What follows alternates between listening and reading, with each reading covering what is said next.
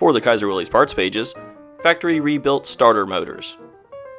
If you'd like to keep your original Autolite starter motor, we do offer factory rebuilds. All you'll have to do is send in a core before we can get started.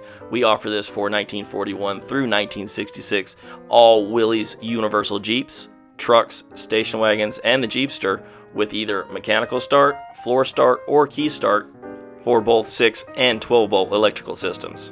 The gentleman that rebuilds our starters has been doing this for over 30 years, and he typically is able to rebuild these in a week or less. He will go through your entire starter and replace all worn items, including brushes, coils, Bendix drive gear and spring, and the armature if necessary. Then your starter will be painted back to its factory color.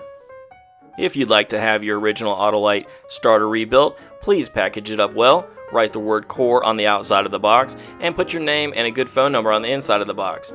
We'll call you as soon as it comes in.